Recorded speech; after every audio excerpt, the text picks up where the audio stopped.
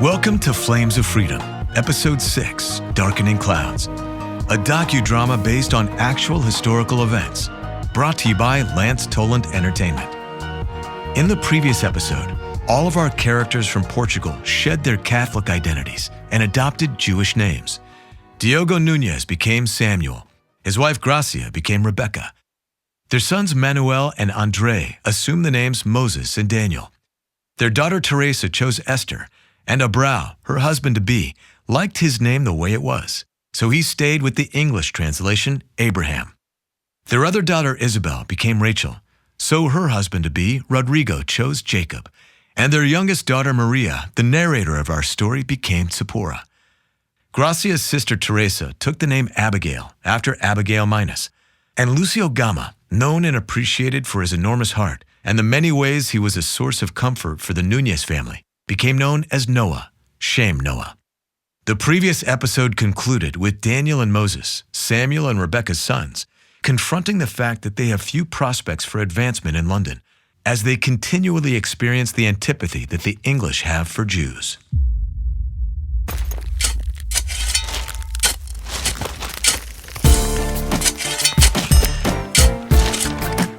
Hey, put on these speakers, pick up the pace.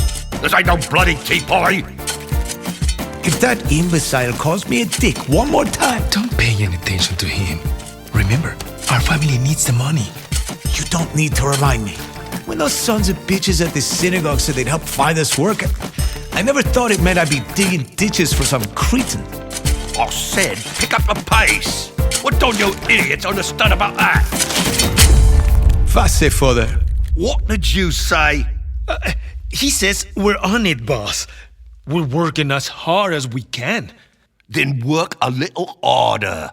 You got it, boss. That son of a bitch can go to hell. I heard that, you pricks. Get off my sight. You're fired. You hear me? I'll put out the word and you'll never get another job at a construction site. Now get out of here before I bust your loaf of bread open with a shovel.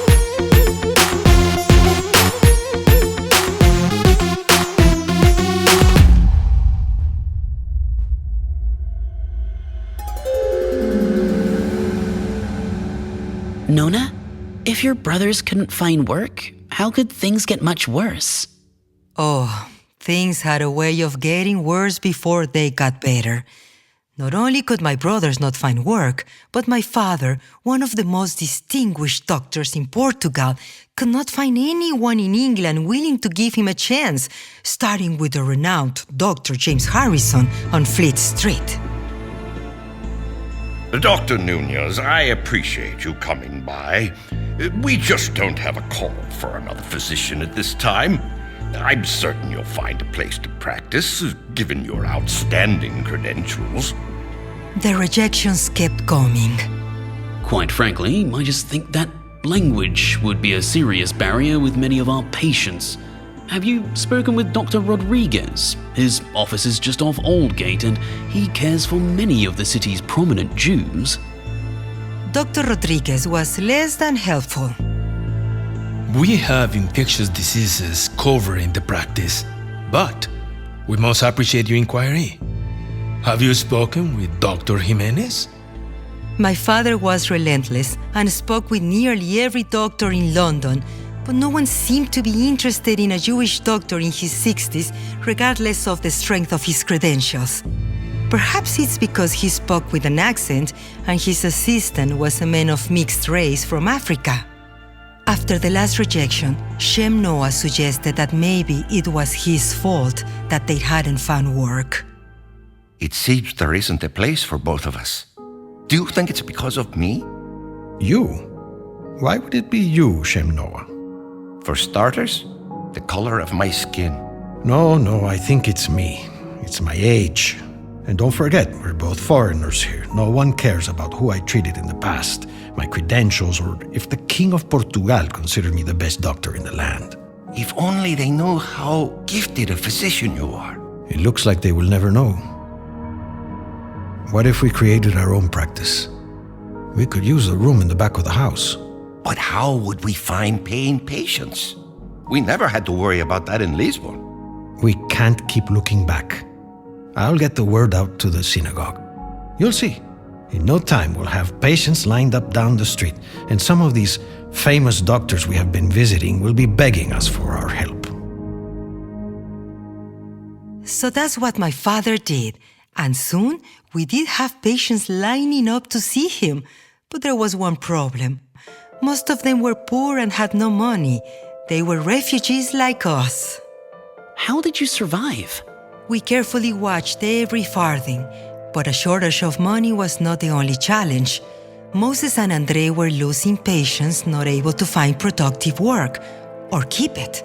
And it seemed that whatever they earned at odd jobs during the day, they consumed it at all hours, day and night, something they couldn't hide from my mother when they returned home one afternoon.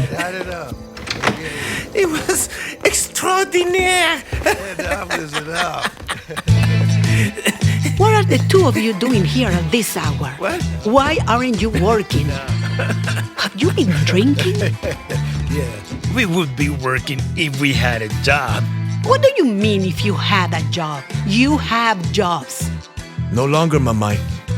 What happened this time? We were minding our business, working hard until... Until what? Mommy, we can only take so much abuse. Moses and I were moving a large stone with our wheelbarrow when our boss came over with his stick and prodded Moses, calling him a lazy Jew. That was the last straw, Mommy. You got into a fight? No, Mama. He just grabbed the stick out of his hand and chased him down the road. You should have seen it. Everyone was laughing at him. So you were fired and then spent good money at the pub. Money we could have used. Sorry, Mommy. We are depending on the two of you. Your father is working for next to nothing. He's lucky if patients pay him with an onion or a chicken. How do you expect us to survive and keep a roof over our heads? Don't worry, Mamai. We'll get another job. Don't worry, he says. You are grown men. When will you start acting like it and take some responsibility? My mother turned and headed back to the kitchen, leaving Moses and Daniel staring at the floor in shame.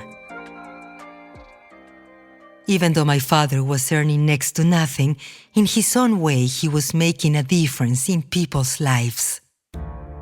That should do it. Just replace your son's bandage every morning. If it doesn't begin to scab over within a week, come back to see me. Replace it every day? We have no bandages, and my husband hasn't yet found work. Noah, please go into the closet and get Mrs. Silva some bandages.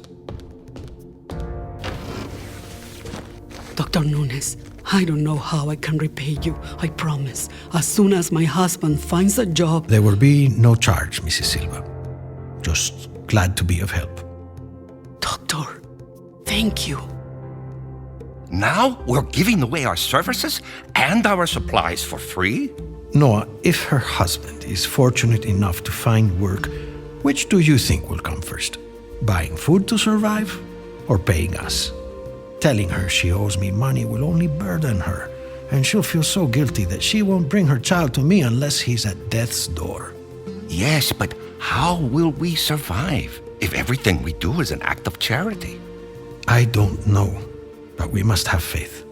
But I don't know too many grocers who will take faith as a payment. I agree, but turning people away who need help, what kind of people would we be if we did that? Of course, I was shielded from most of these financial difficulties. For me, London was an exciting adventure. But two events changed all of that. I remember them as though it was yesterday. One Friday afternoon, we were all in the kitchen preparing the Shabbat meal. Girls, I'm not feeling well. Rachel, can you take over the preparations for dinner? The baby has been very active. I just need to lie down for a bit. My mother attempted to get up, but collapsed on the floor. Mamay! Zipporah, run and get Papa and Shem Noah! Papa, Shem Noah, come quick! It's Mamey! By the time we returned to the kitchen, a small pool of blood had formed under where my mother was lying. Girls, boil some water. Noah, help me carry her upstairs to the bed. Every few minutes, we'd bring up boiled water and fresh towels. Shem Noah would take them and then shut the door. Inside, we could hear his whispers to my father. Is she losing the baby? It certainly looks that way. But let's hope it's just early contractions. Her pulse is erratic, but I have seen worse. Is she in danger? Not at the moment, but the next few minutes will let us know. Rebekah, dear, can you hear me? Yes. Listen carefully. Our baby appears to be coming early. I am going to do everything in my power to save it. I need you to keep breathing evenly. Yes, like that. Good. Keep it up. The baby's head is cresting. It's too early. Can't you do something to stop it? Shouldn't we call the midwife? No time for that, my dear. Please, stay with me. I'm doing everything I can. Just keep breathing. Noah, get me a clean sheet. It's in the cabinet behind you. God, it hurts. Keep breathing. And on the next contraction, I want you to push. Diogo, the pain. I can't take it. Noah, go down to the surgery and bring me some willow bark. Rebekah, dear, chew on this. It will help you with the pain. Now push hard.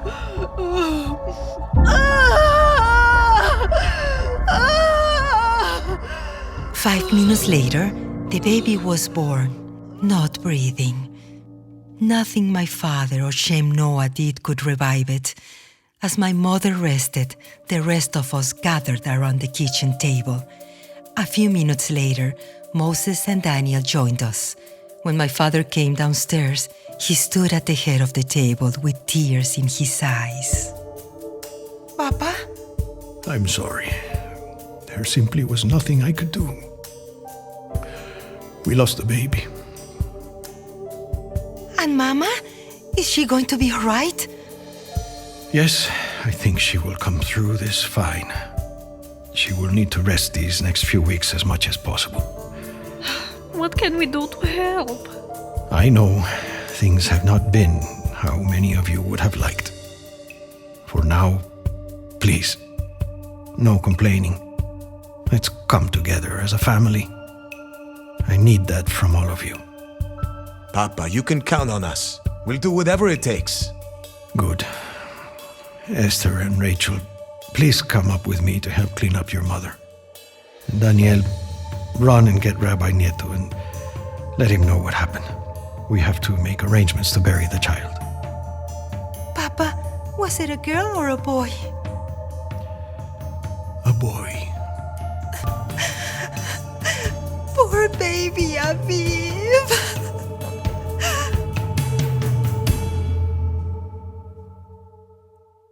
Later that day, Rabbi Nieto came to our home, and I escorted him up to my parents' bedroom, where my father was sitting on the edge of the bed beside my mother, who was propped up with pillows.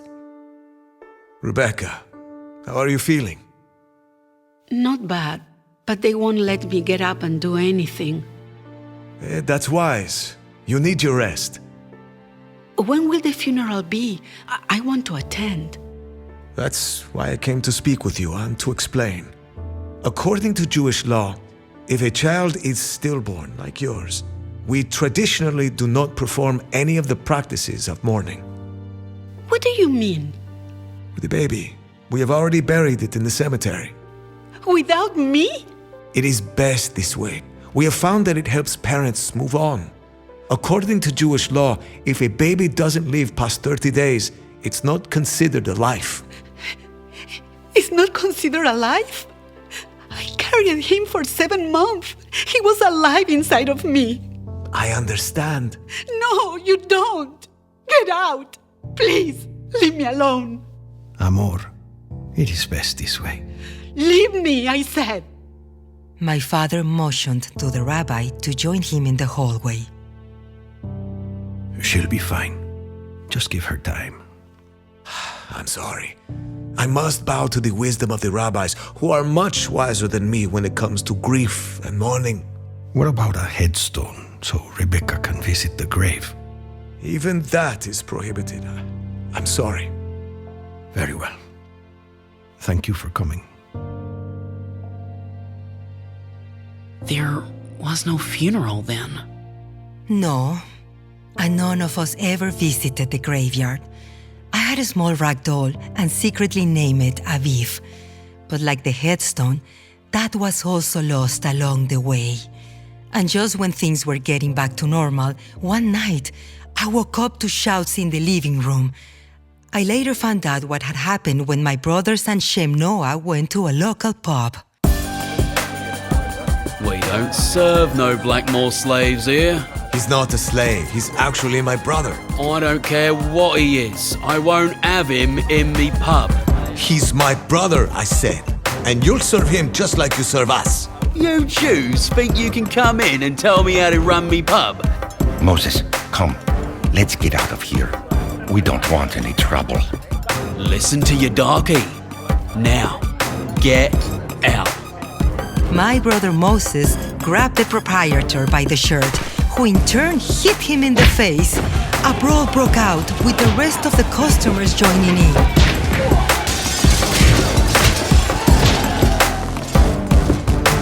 Later that evening, Moses and Daniel, badly beaten themselves, carried Shem Noah into the living room and laid him gently on the floor, his face battered and beaten, and he was barely breathing.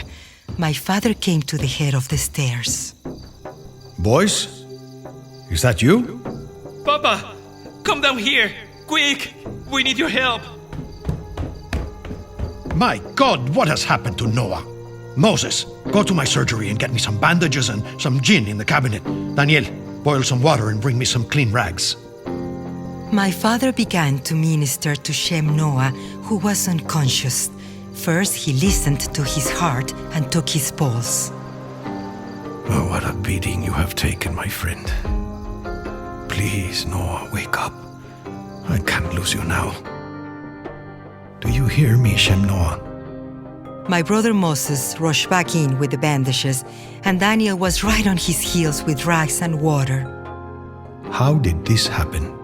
Papa, we're just minding our own business in a pub, and they refused to serve us. We probably should have just left, but we didn't, and that's when a fight broke out. My father began washing Shem Noah's wounds. This is what you call minding your own business? Papa, we didn't start it. I don't care who started it. You almost got Noah killed. Don't say another word to me right now. I'm too angry to hear any of your excuses. Help me lift him into his bed down the hall. Papa, Just bring me the bandages, the basin of water, and leave us be. There will be time to talk later. For the next few days, my father ministered to Shem Noah. He lingered at the edge of death. So he survived? Yes, but it took weeks of nursing him back to life. I don't believe he was ever the same after what happened that night. He rarely ever went out alone and stuck close to my father. And my brothers, things were never quite the same with them either. Did they ever find work again? Yes, but nothing to their satisfaction. And what happened with your mother? She recovered, at least physically, but things with her were never quite the same either. I remember a time a few years later when we were all dressed up for Shabbat services and came to get Mother to join us. We were surprised to find her dressed in her everyday clothes.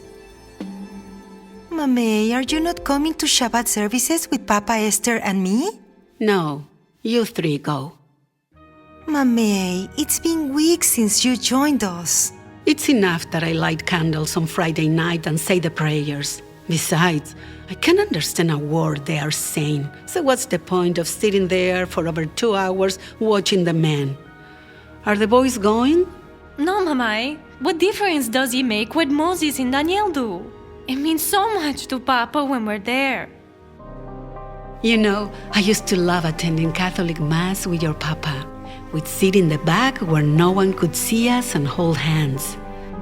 But here, I'm banished to the balcony. Plus, I get no pleasure or solace from the liturgy. At least in Portugal, I could receive communion with the men, and I could understand the Latin prayers. It felt like I mattered. Here, not so much. It's just different customs, Mamey. It takes time. It's been over 3 years. That's plenty of time. And nothing has changed, at least for me. But I'm glad you are going for Papa. Now, leave me to my knitting. You know, Mamai, knitting is prohibited on Shabbat. Yes, I'm well aware. But I have been knitting for over 50 years on the Sabbath, and God has yet to strike me down. So I will continue to knit. Now go. You can say a prayer for my soul. Just leave me in peace.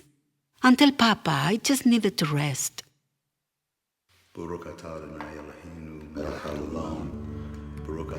That Saturday at Bibismarck Synagogue, services were not well attended, and many of the back pews were empty of congregants praying, except for my father. I looked down from the balcony as he stood there with the prayer shawl wrapped around his head and body, swaying back and forth in rhythm with the prayers. When the services concluded, he looked up at us as he took off his talis. Tears were streaming down his face.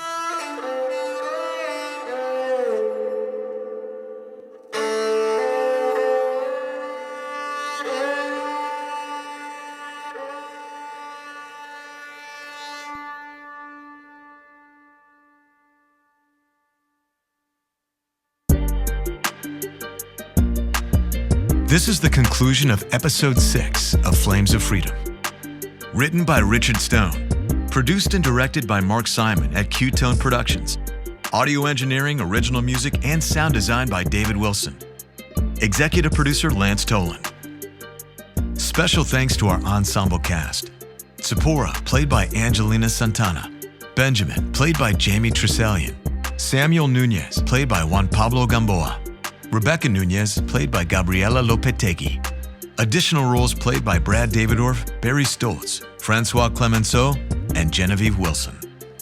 Thanks to Rabbi Saul Rubin, whose assistance throughout the development of the series was invaluable, and for their guidance and support of this project from its early inception. Special thanks to Rabbi Robert Haas of Congregation Mikveh Israel in Savannah, Georgia.